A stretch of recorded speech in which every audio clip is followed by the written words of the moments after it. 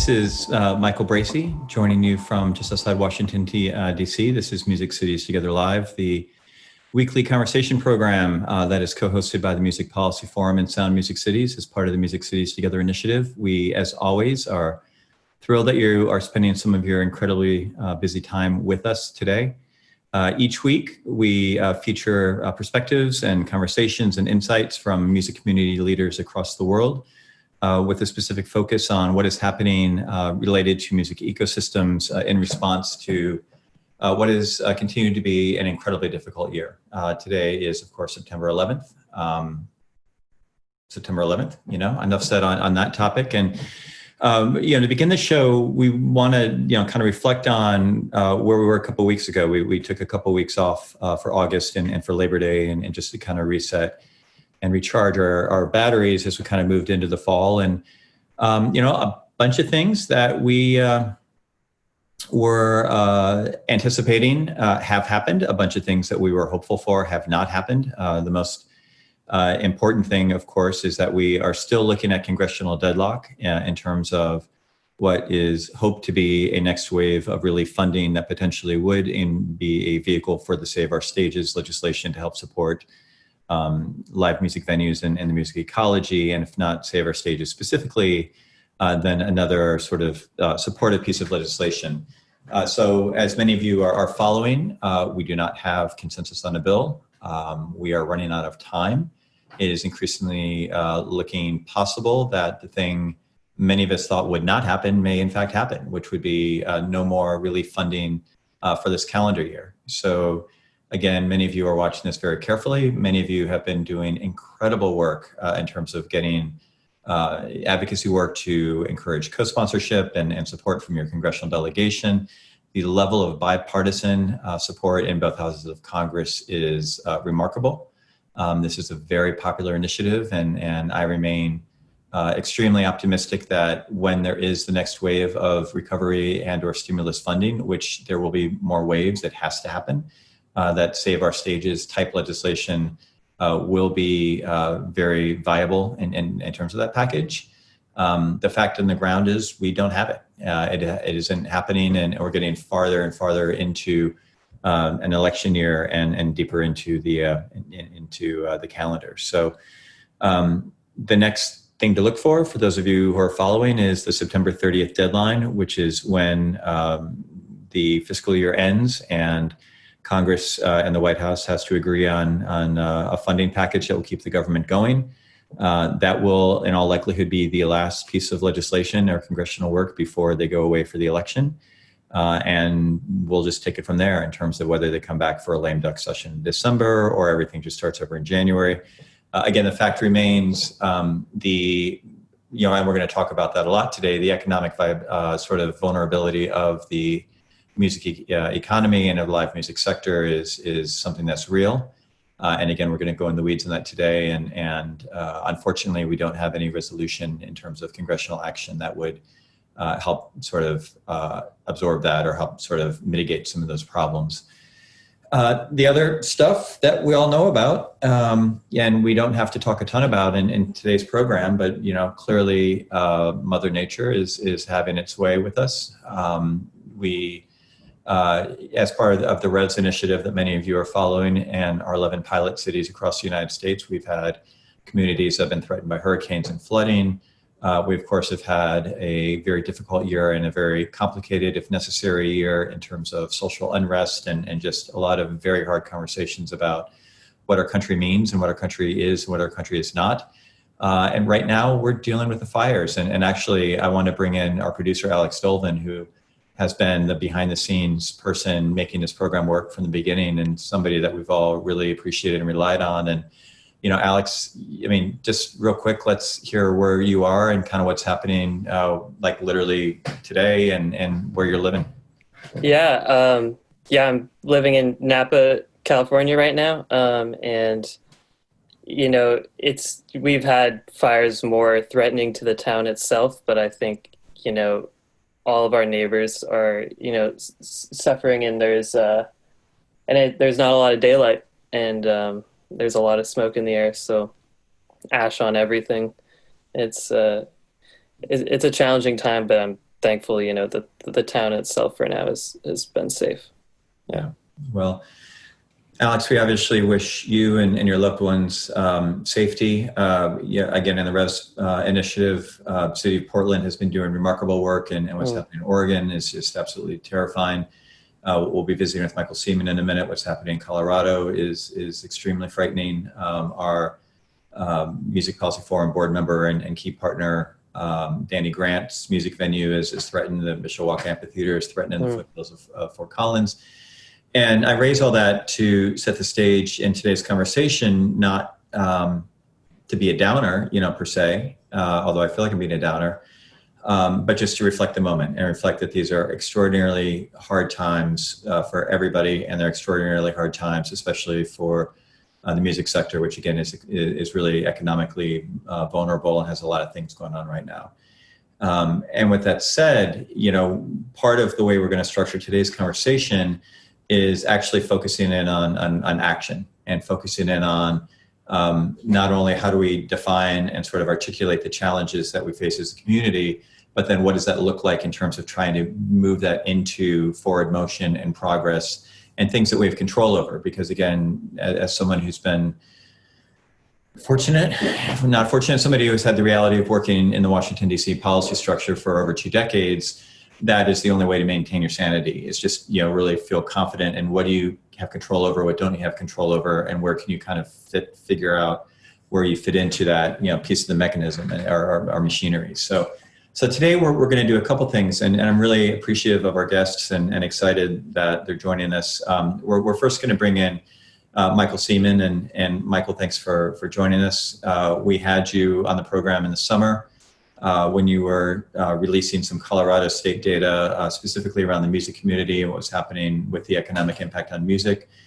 You, in August when we were on break, worked with Richard Florida to release some expanded data that's looking more broadly at the economic impact on kind of the creative sector more globally in terms of United States cities, and released that report through the Brookings Institute. And really, it's very important work, and it's data driven, and it underlines and really amplifies everything that we've been talking about sort of instinctively. So Michael, again, thank you for joining us. I appreciate you making time here. And let's start with just a little bit about what are your findings, kind of what is the data showing, and maybe you could share some of your top line stuff. Sure. If you'd like, I can go through I have a PowerPoint, some slides I put together just to hit the high That'd be great. Yep, that'd be great. Look at how this is affecting metro areas as well and possible way forward. So let me share my screen.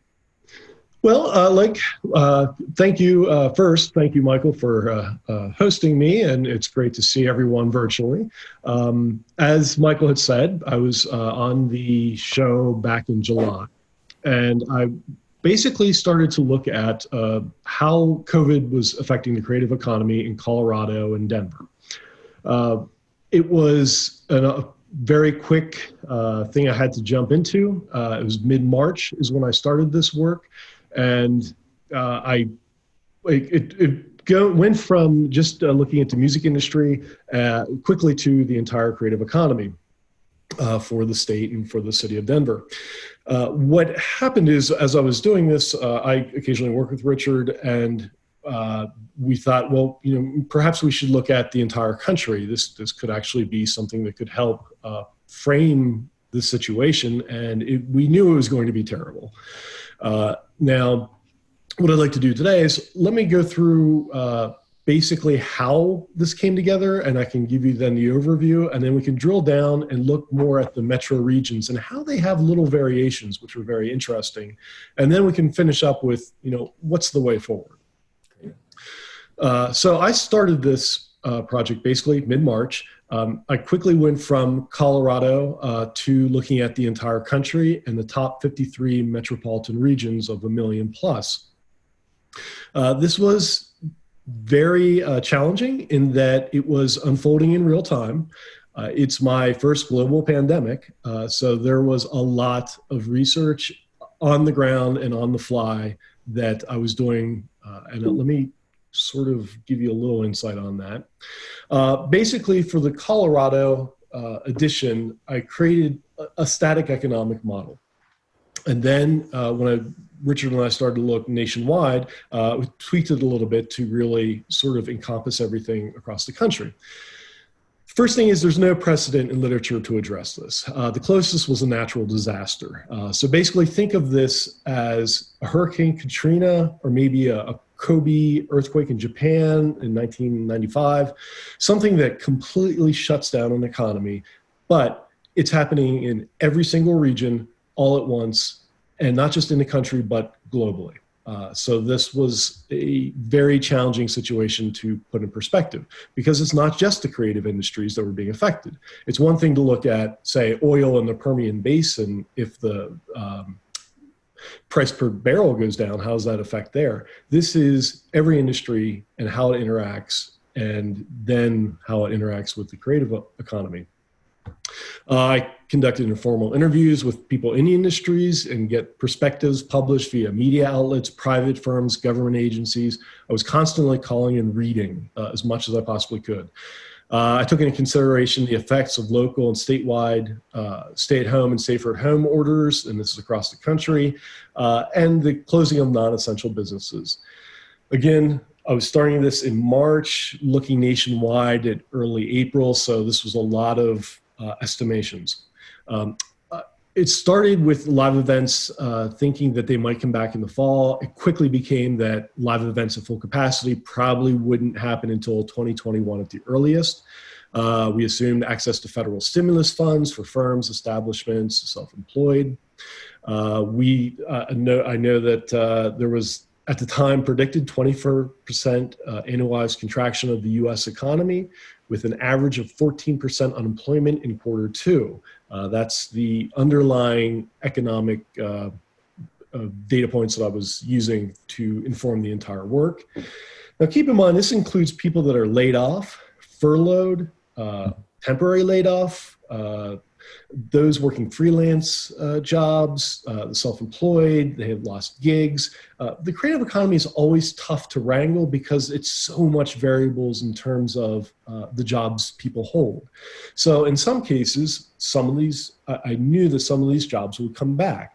In other cases, it would be 6 months until some of these jobs came back. So I had to think of all of that and look at basically 111 industries in 9 industry clusters. So again, this was a very large challenge to as accurately model as I could possibly get. And so far, things, in some cases, unfortunately, are bearing what I predicted. So let's look. Between April 1st and July 31st, these are the estimations that we came up with. Basically, in the 9 clusters, a total estimated jobs loss of 2.7 million and total estimated sales revenue loss of about 157 billion. Now that's just between April 1st and July 31st. And again, it includes people that are temporarily laid off, people that have lost gigs, self-employed that all of a sudden lost jobs. This is also the creative industry. So we're talking not just, if you're looking at an advertising firm, it's not just the graphic designer or the art director, it's also the receptionist or perhaps the accountant in the firm as well. Basically, all of these jobs are driven by creativity. Now, to put this in perspective, the sample month in the creative economy, as I defined it, has about 8.8 million jobs and around 142 billion in sales in the creative economy. So for the creative industries, these losses represent 31% of all employment and 9% of annual sales just in these 4 months. And perhaps, especially in terms of music, the most important fact is if you look at fine and performing arts, that was by far the most employment and revenue losses, but that's 50% of these jobs lost are in the fine and performing arts, and a large part of that is music. Now, if we're just talking about creative occupations, this is important to note. So creative occupations are the core creative people who are in creative occupations. So you have the graphic designer, architect, archivist, illustrators, video editors. These people may be employed in the creative industries, or other industries like retail, aerospace, transportation, information technology. The important thing to get your head around in terms of the creative economy writ large is it's not only an economic powerhouse in its own right in many regions, it also helps drive your region's entire economy. So you have the graphic designer that's working at an airline, they have a good chance of having a lost job. Southwest Air Magazine, if you've ever flown on that, I had friends work there. That was one of the first things they immediately cut, and that was several jobs just within days of the pandemic taking hold.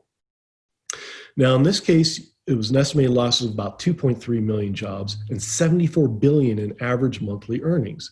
This represents about 30% of all jobs in the creative occupations and 15% of total average monthly wages annually, all within that 4-month period. Again, the fine and performing arts sector is disproportionately affected, and it represents an estimated 34% of all employment losses and 35% of all earnings lost. So keep in mind, the creative occupations, you could be employed, say, in an actual creative firm, or you could be employed or doing work for a firm that is in an entirely different industry. So again, it's woven throughout the region, and this is why it's such a serious situation for many places. But let's look at the metro areas. Now, these were very interesting data, and it kind of went two ways. But the first thing is I looked at the top 53 metro areas in the country, and that is a population of 1 million or more. And 80% of all losses in sales nationwide, sales of goods and services, were in these metro areas. 68% of all the jobs lost nationwide were in these metro areas. So the creative economy, although it can be found in rural areas, it can be found in suburban regions, basically it is still of heavily urban, an urban region concentration.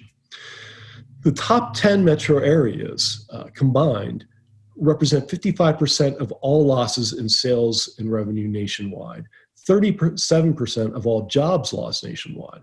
So again, we're talking about not only is it concentrated in regions, it's really concentrated in the top 10 metro areas nationwide. The New York and Los Angeles metros alone combined for 50 billion in lost sales and revenue and over 500,000 jobs lost. 34% of all losses in sales nationwide and 18% of all jobs lost nationwide.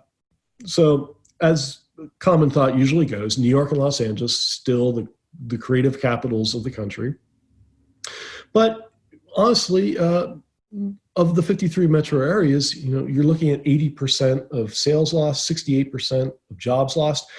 Cities all over the country have healthy creative economies before COVID-19 crisis. So this is another reason why this is extremely important to address on a nationwide level, because it permeates the entire country. But what is interesting is when Richard and I thought, well, how is this affecting regions in terms of percentage loss? Because of course, New York and Los Angeles, they have enormous creative economies in terms of the number of jobs, the sales revenue. But what about a smaller region? How is their creative economy more susceptible or less susceptible to the COVID-19 crisis? Well, when you look at the actual percentage of jobs lost, it told a different story. So the national average for estimated jobs lost in the creative industries was about 31.9%. So most metro areas, their creative industries contracted in terms of employment by about 31.9% within that 4-month period, which, in general, when you're talking about anything in economics, a 3% change one way or the other is pretty healthy. So this is, again, we're talking fairly catastrophic estimations. But when you look at the percentage in terms of the employment and not just sheer size, metro areas like Las Vegas, Nashville, Tucson, New Orleans, Orlando, Houston, they actually were much more impacted than Los Angeles and New York. And this is, at the same time, places like San Francisco, Seattle, and San Jose fell to the bottom. They actually fared better in terms of the size of the creative economy lost within the region. So this speaks to the varied concentration of creative industries, and in some cases a tourism mix. So if you look at Las Vegas, they have a much higher percentage of independent artists, fine and performing arts, and it's also intertwined with their tourism industry. And this speaks in general too, the creative economy in these regions, it really differs, and it can be intertwined and woven within other industries in different ways. Nashville is a great example of having both tourism based on the creative economy, but also being a juggernaut in and of itself in the music industry segment. And the thing to think of too is there's a lot of dynamic angles to this. So when you're looking at the creative industries, it's not one monolithic thing. They all operate in different ways. And one thing I was starting to find was like the music industry. Well, it didn't lose, I didn't estimate that it would be losing jobs at the same capacity in every single facet of the industry. So at first, promoters kept their full staffs because they thought, we're going to have live events again in the fall. I need to reschedule all these shows. I need to rebook things. Whereas on the opposite side, you have music venues that had to immediately cut staff for the most part because there was absolutely no money coming in. No money was coming into the promoters as well, but they had to think a little bit differently into the future. And that, unfortunately, as we all know, quickly changed into laying people off at agencies and promoters because they realized that live music wasn't coming back anytime soon. Same way with film.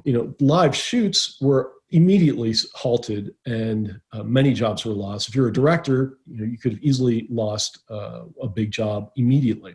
Whereas if you're in post-production, you still had many things in the pipeline, and you were actually, in some cases, busier than you were before. But now, from what I understand, in July, in August, you started to see a slowdown because there isn't anything in the pipeline. So actually, as some productions start to ramp up in a limited capacity, the post-production is actually ramping down.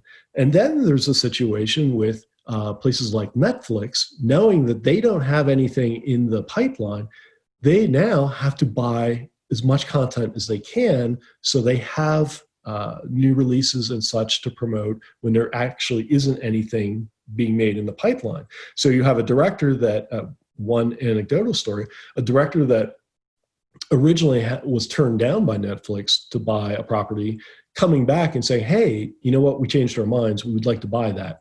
The creative industries was all different in different levels. In terms of San Francisco, Seattle, and San Jose, they were much more reliant on creative technology cluster.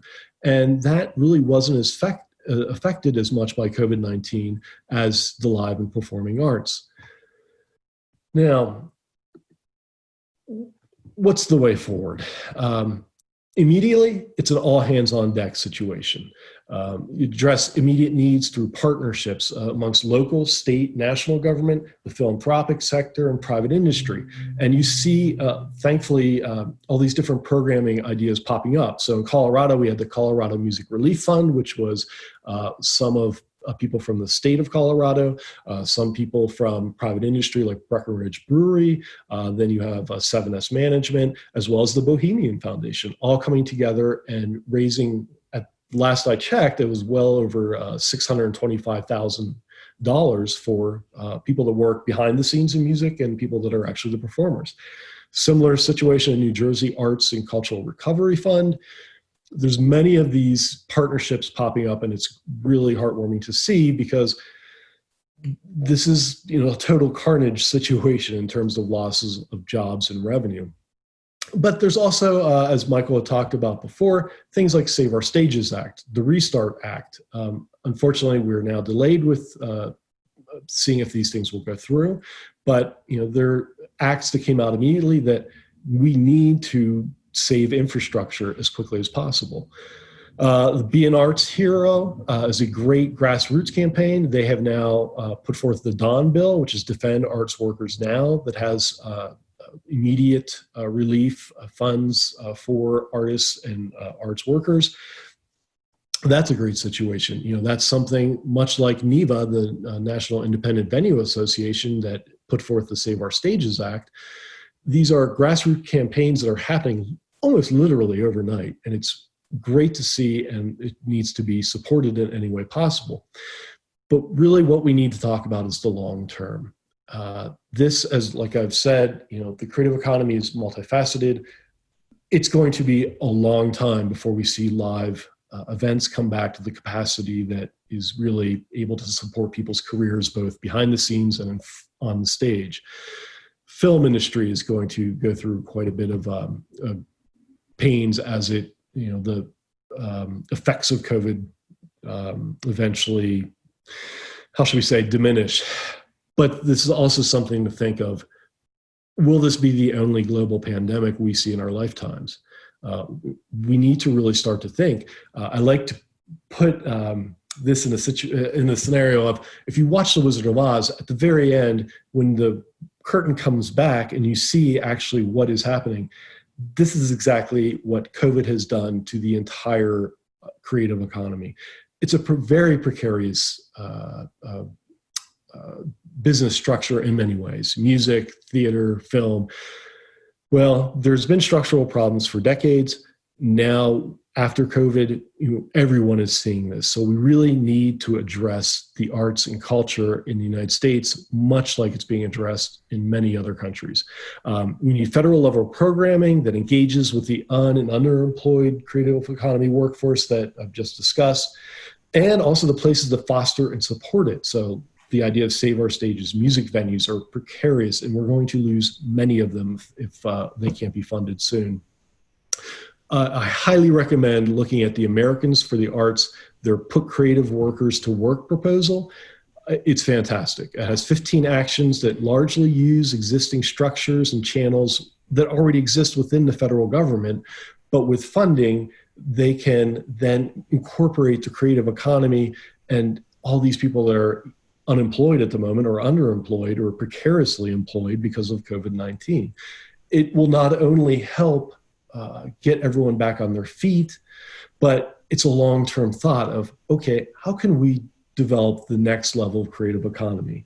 And it has things like, it looks at the digital strategy funds in England and Canada, and taking that idea of how to retrain and skills building of creative economy workers into the digital realm.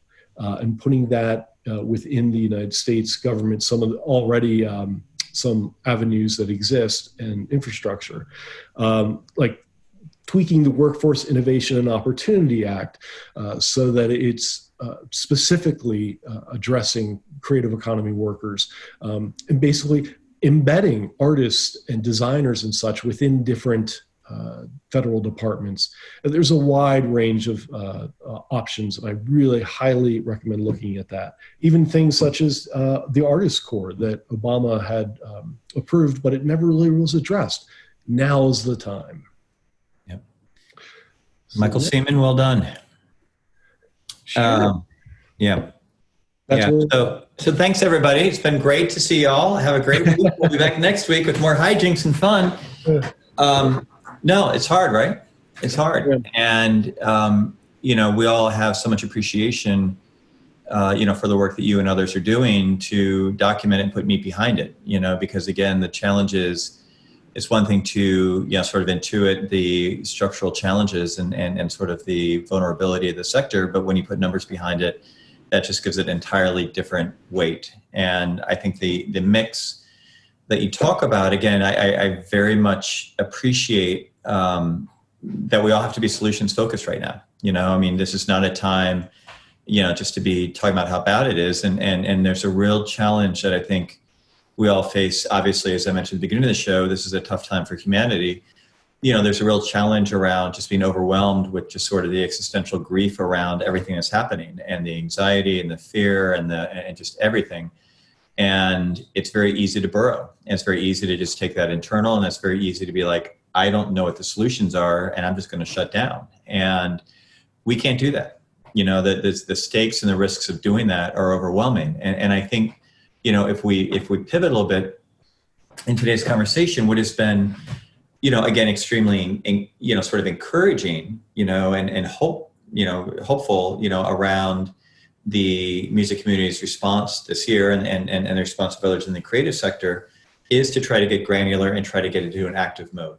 So again, we talk a lot about, NEVA deserves a lot of respect. There are a lot of other people doing a lot of really important work. And again, we have to be able to, kind of the old cliche of walk it and chew gum. We have to be able to be looking at the short term. What do we put in place today? Can we get in the September bill? Is there going to be a September bill? All that. And then we also have to be doing the aspirational piece, which is like, okay, everybody who does this work comes from a standpoint of understanding that these underlying structures are fundamentally flawed to begin with. And you mentioned this. We've all been working towards trying to trying to comprehend what actionable structural reform looks like to build better and more resilient music industry structures and music communities and how we resource them. And the crisis just, amplifies the need to do that work. And so thinking about 2021, thinking about beyond, obviously nobody controls the election and these issues should not be partisan.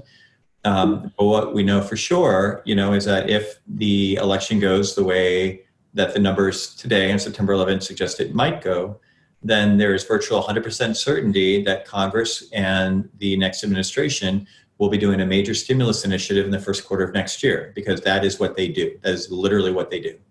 And so again, we need to be able to be thinking, what do we need in terms of mitigating the challenge, but how do we fundamentally rethink what is the role of the public sector? What does it mean in terms of policy? What does it mean in terms of funding? We think about antitrust. We need to think about all these things at once. And what, again, just gives me a lot of hope and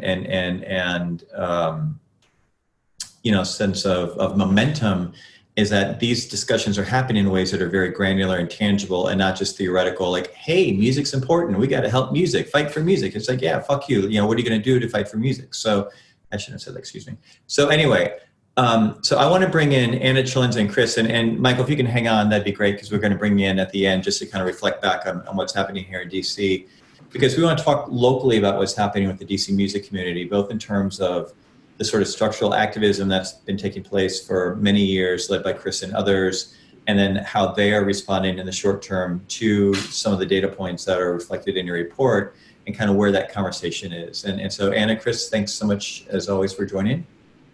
Yeah, and if I can just say, first of all, Michael, I'm so impressed. This data is amazing. And as someone who was working on the DC music census, I think the fact that you're being transparent is wonderful. I will just say to those of you who go into something and are working with the city and to create data, don't assume that it's going to get released. And I know that a lot of what Chris is doing it's amazing work, but we could be doing so much better if the city wasn't making us fly blind.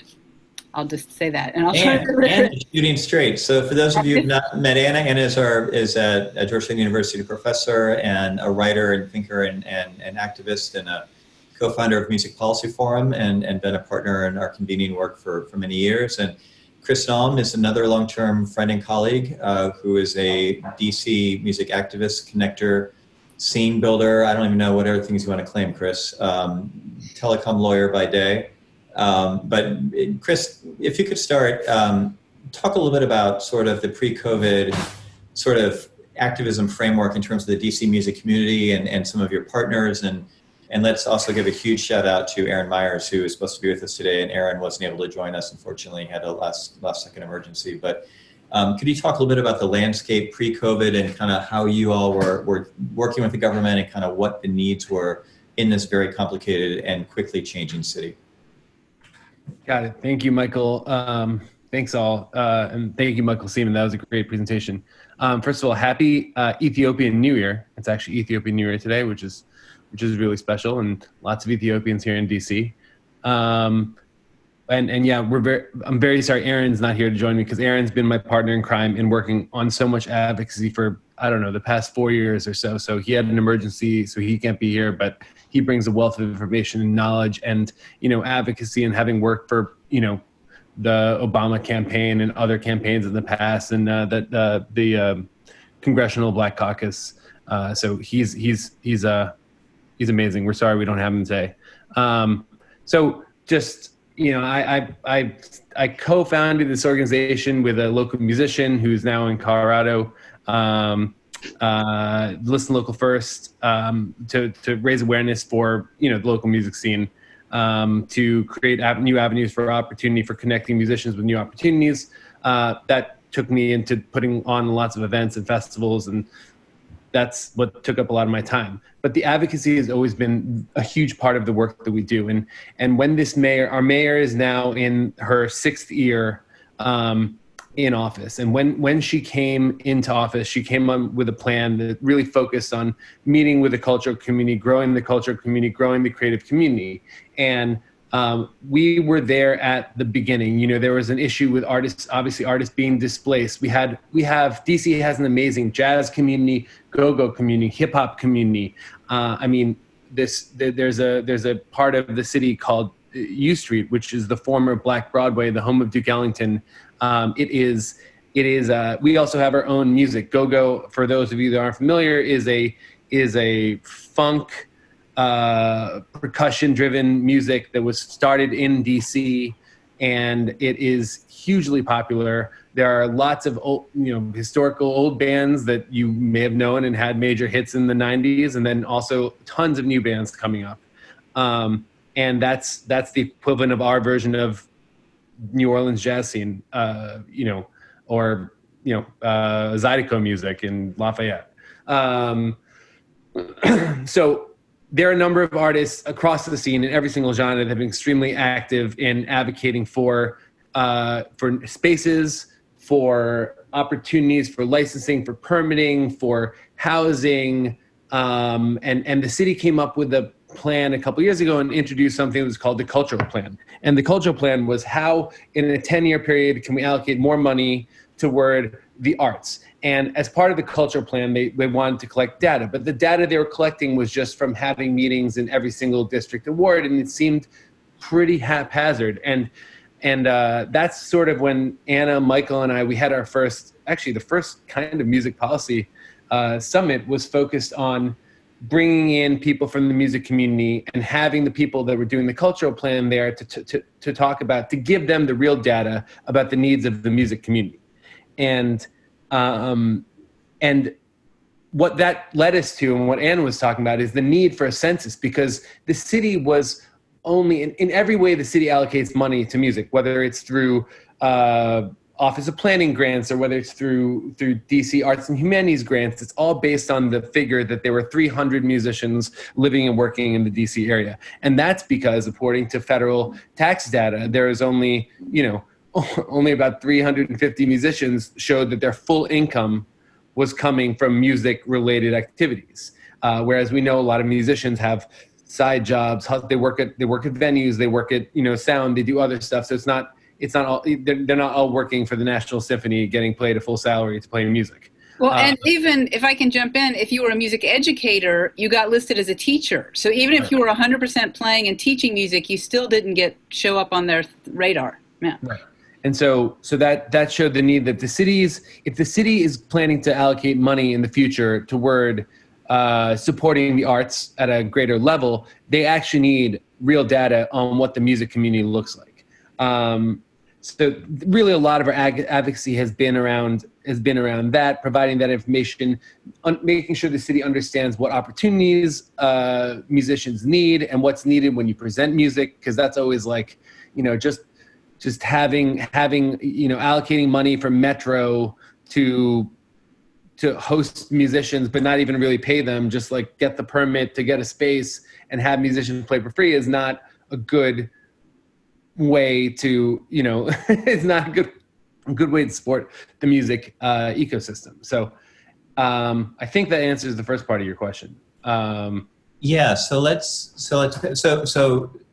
again, just to paint the picture, a community, and we're not going to go in the weeds on this, but DC is particularly complicated because of federal city and also a local community and thriving organic culture, going through massive economic development and complete transformation and very existential questions about who gets to decide what DC looks like in the future and where does music and culture fit in that. So extraordinarily complicated set of issues that a number of grassroots organizations and nonprofits, including yours, have been engaging with at both a philosophical level and a tactical level for many years. And then we swing into COVID.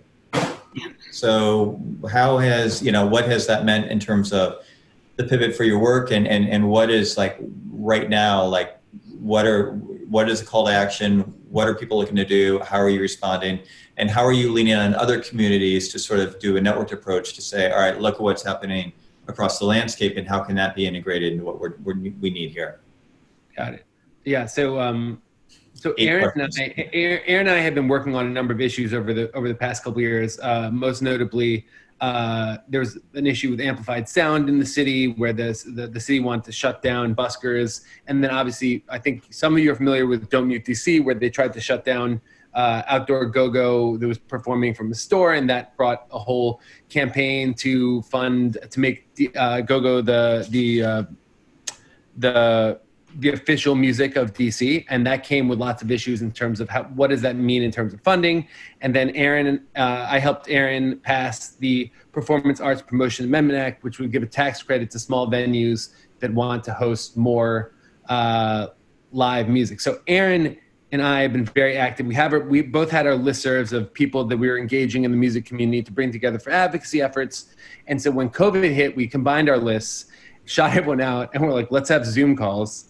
And we started a twice a week Zoom call that actually became a therapy session for not just us, but musicians and venue owners, and just to be able to talk about their projects, brainstorm ideas. Immediately it was about what type of funds are available for artists, because that's the plug was pulled, and immediately artists were left without any money and income. And the ones that were performing 5 shows a week to pay their rent, you immediately saw a bunch of them leave town, go back to move with their families, go somewhere else, leave DC because they couldn't afford to pay their rent. And so what was important at that point, at the beginning, was start collecting data. Who's doing campaigns to raise money to give funds to artists? So there were about 4 or 5 campaigns, and every single week we would recap where artists can apply, what are the opportunities available. Then as time went on, it got into how can people apply for these small micro grants that were given out by the city. How do musicians get on to unemployment? One of the biggest problems is that we noticed early on is that the music community, everything from the micro grants to unemployment, a lot of artists, given that it's a cash system, the ones that are gigging all the time, they don't have their tax records from last year that show, the full amount of money they made. So when you're applying for a grant from the city that requires you to provide tax records from previous years, a lot of these jazz musicians, what we found, didn't have them and didn't have that information and couldn't apply for these funds. And then we worried automatically that was going to carry over into unemployment, because for unemployment, even though they opened up unemployment for contractors, what was that going to mean in terms of these artists that, if you have to use your 2018 tax returns, and you only submitted a quarter of your earnings on the tax return, that means the amount you're going to be able to receive is minuscule. So very early, we tried to explain to all levels of government that there are differences with the music community, and we need specific funds for the music community. And unlike many other industries, the musicians and the venues are just out of luck. There are no opportunities. And that's been the process. We've been bringing people together, again, sharing resources, trying to support people that were really in need, through doing GoFundMes and getting campaigns for them. And we then got involved in some other advocacy issues. We did a checklist for candidates that are running for office for this year to engage in the issues the music community cares about. And then over the past couple months, while we had 4 local jazz venues close. 4 of these venues closed a couple months into COVID, and it happened in rapid succession. And it's important that these were places that were almost exclusively hosted jazz and soul and funk. And these are Black genres and these were places that hired Black musicians to perform. And these 4 places were crucial. They've been around for decades in the music community. So once the last one, Twins Jazz, closed 2 weeks ago, and that had been around for 33 years. And then we had to have a number of venue owners be on calls before that saying that the fiscal year starts in October. They might not make it past October. Like October is going to be the time when they're going to say, we're going to close down. And so that inspired Aaron to just draft up a quick version of a legislation that was based on square footage and had different levels, had different amounts per square footage that venues would get under 2,500, between 2,500 and 5,000 square feet, and above 5,000 square feet. And then we capped it at, we separated by licenses. So if you are a traditional nightclub, music venue, music hall, you would be capped at, you get your square footage up until $15,000 a month. If you were a restaurant with a music endorsement, which meant that 50% of your income had previously came from food and beverage, but you also hosted regular music, we wanted to encourage those people and provide funds for those people. So we created legislation that said, they would be capped at $7,500 a month. And so we framed this as the Music Venue Relief Act. We tried to push it through the council in July, but met a lot of pushback at the time because every council member was trying to get their last piece of legislation through before the recess. And so we came back together, created a campaign. It's called the Save DC Venues campaign. We gave the public the opportunity to sign on to letter. We gave them the opportunity to write emails. We gave them a phone tree and a script to call their council members. And we launched it last week. So far, we've had over 800 sign-ons to the letter. We've had, 2,000 views of the campaign, unique views of the campaign, shares of campaign information. And we are really pushing the mayor right now to act on this and act on it before federal legislation is passed. Because if you wait on federal legislation, when we have a over $1 billion rainy day fund, these venues are going to close in October, and they need to know the support is coming. Yeah. And if I can just jump on it, because the work you guys are doing is amazing. And the thing that sort of really upsets me to see these clubs close, and they're, like you said, they're more on the way. I mean, there are a lot that are just kind of hanging on by their fingernails at this point. And that is when we did, do the census, and one of the bright spots, there were a lot of things that were struggling, but one of the bright spots was DC had a really good venue ladder. Like we had, and it was regulated and you could really move up, and what's happening is all those bottom steps are disappearing. And so it'll just, the ecosystem's not going to work, after this, if these don't come back. And, related to that too, to bring in with Michael Seman's work, another point of this is DC has a lot of DIY, a lot of, pop-up concerts and pop-up venues and things like that. Of course, they're all gone now, but they don't show up in the MC data, and they don't show up in Pollster and stuff. So as much as I know you were saying like San Francisco and San Jose, I wonder if the cities that have really active, in Seattle, have these big DIY sort of part of their ecosystems, it's not showing up on the radar of even losses. And so I fear in some of these cities it's even worse. Yeah, and probably a lot of these restaurants that have music endorsements, I wonder if they're even showing up. And we actually proposed that legislation, the Performance Arts Promotion legislation, to encourage more venues that were restaurants to host more live music. And that really specifically for the jazz community, like the evening music venue, jazz crowd. Because again, we've had a number over the years, there've been jazz venues, important jazz venues in DC that have closed. And that was supposed to inspire other restaurants and places to hire more jazz artists. And it really is important that specifically for the jazz community, these were homes for jazz musicians. And now you only have the bigger venues, and you don't have the stepping stone that is needed, like Anna was saying. And I can't tell you the number of times in talking to council members and administration officials, not specifically the mayor's office, but I say, yes, and so this music census that we did, and they're like, give us the link to the music census. I'm like, well, we can't because they haven't released it yet. And so this data is really important. And the problem is it's written and it's done, and just if you do an agreement with someone, get it in writing, because it's really frustrating. Yeah. I want to, go ahead, Mike Seman. I just want to say one thing. Anna, you're so correct. One disturbing fact about my work is, and I talk about it in the actual report, is the informal economy for the arts is enormous, and my report doesn't address that because there's no way to really do it. Yeah. It's disturbing. Yeah. Although there's a way to capture it with these city by city, region by region, censuses, and we just need to do it, and we need to share. It should be open data. That was the understanding. Yeah. So part of what I think is really interesting about this conversation is that we're crossing some different streams here in terms of, again, some sort of big picture, again, macro challenges, again, that Chris, you laid out really well in terms of a lot of where your work has been going for many, many years.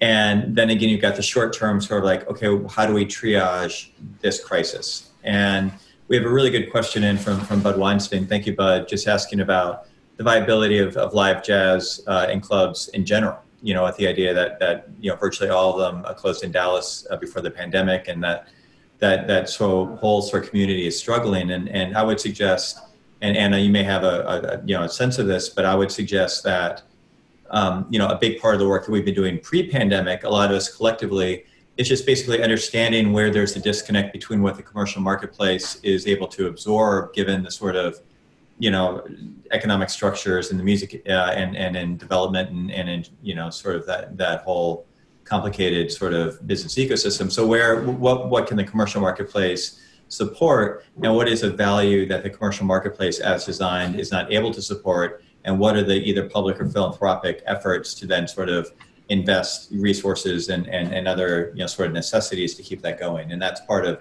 the Jazz Road initiative that was led by the Cummings Foundation and the Mellon Foundation and others. But I don't know, Anna, if you want to speak to jazz at all. Only just to say I've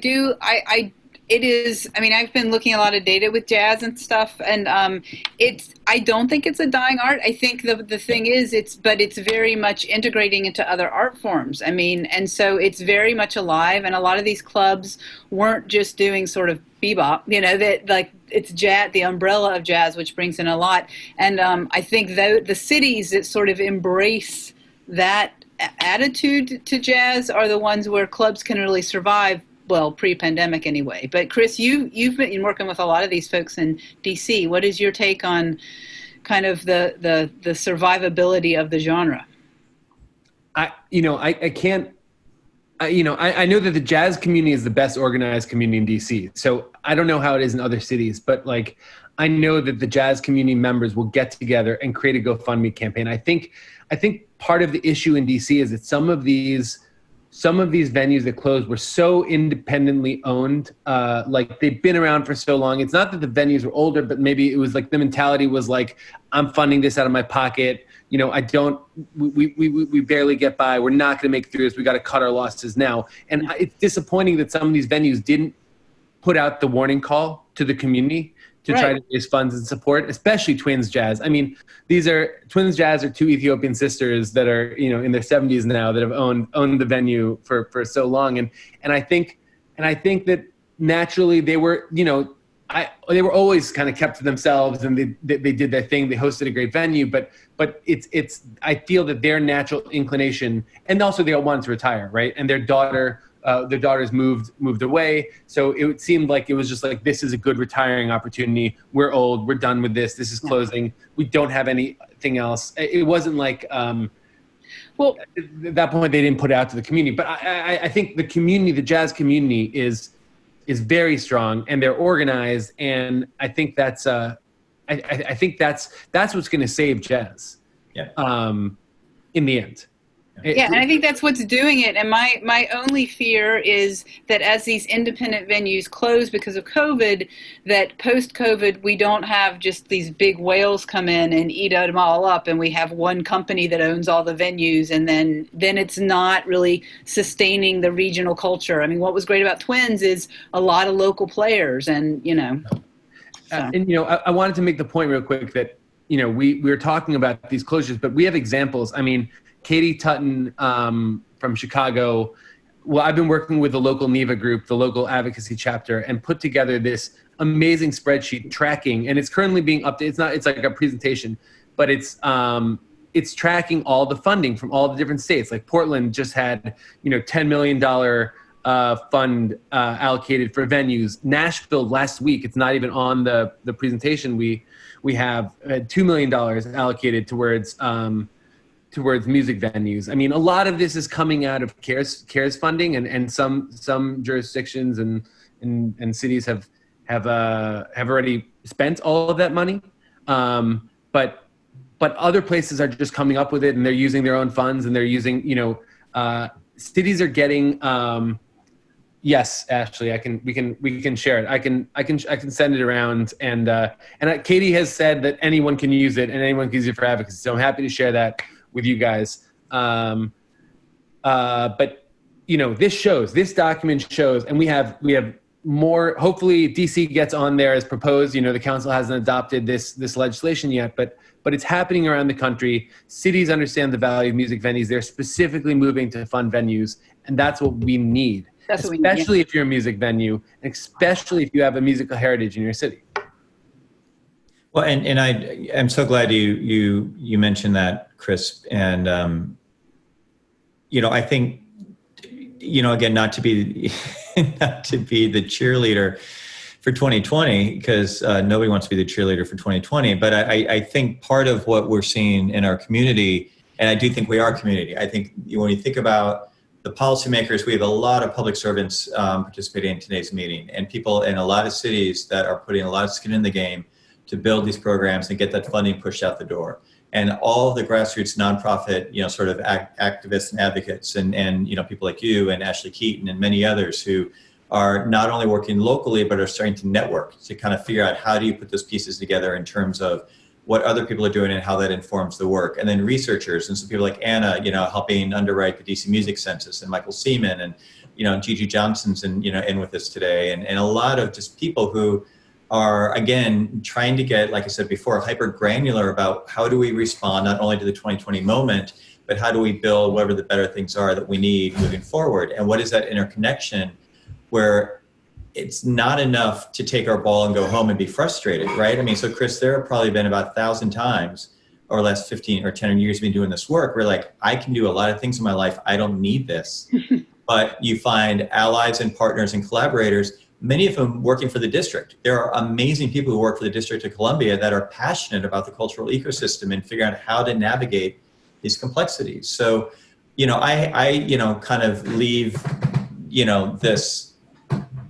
this conversation again, feeling like we've got to be able to be in both mindsets. One, again, being extremely mindful that this stuff is real. We have to address it. We can't ignore it. We've got to engage in the moment. We've got to rise to the occasion and figure out all the things that we can be doing collectively to try to get over the hump to what the future could look like, while also not losing sight of the fact that the future doesn't, the future is not about November 3rd, right? I mean, November 3rd is important for a bunch of stuff, but the future is what are we able to kind of collectively support. So we've had some great documents going into the chat. I think the document that Chris mentioned was blessed. Actually, Katie Tutton is on the call today. So thank you, Katie, for joining us and doing that work and all the work that you do with the Chicago Independent Venue League and the Hideout, and et cetera, et cetera.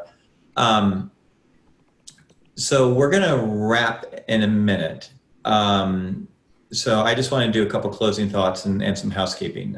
So first of all, thanks as always to Alex, especially today in the midst of fires, joining us and producing the program very elegantly. And so thank you for that.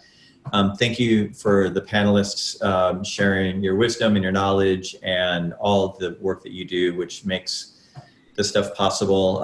Thank you, as always, to all of you who are watching. Again, we're going to be putting this up on YouTube over the weekend. And so if you thought this was a helpful conversation that you'd like to share with your friends and colleagues, you'll be able to find it at musiccitiestestogether.org/live, and it'll be there along with all the other conversations that we've had over the past bunch of months. I think everybody has put their contact information into the chat if folks are interested in doing some direct follow-up. Again, you can always reach me, Music Policy Forum, at musicpolicyforum@gmail.com. What we're going to do with this show, again, we took, I think, 3 or 4 weeks off, and we kind of went back into the huddle and figured out, is this show useful? Is this a good use of people's time? We enjoy doing it, but God knows everybody's zoomed out. So what we've decided to do is keep this going at least through mid-October. And the framework, again, today we kind of wanted to reintroduce where we are big picture and get these updates and talk about research and advocacy. we're going to start doing a series. We're going to be drilling down on what's happening in local cities, not only around reopening and the REVS project, but similar to what Chris is talking about, what's happening with closures, what's happening with local activism, what's happening with government funding. And so we're going to do city showcases 1 or 2 a week for the next 6 or 6 to 8 weeks. And then in October, we're going to be making some announcements that we're really excited about kind of the future of our work and what we've been building kind of under the hood, really for well over a year before COVID. So we'll be doing some programming in October to talk about our recommendations for kind of this field building structure moving forward that again, we're looking forward to share with all y'all. So if you have comments, questions, concerns, feedback, encouragement, if you feel like encouragement, our email is in the chat, musicpolicyforum@gmail.com. Again, thanks to Alex, thanks to our presenters, and again, thanks to all of you for watching. We will see you next week.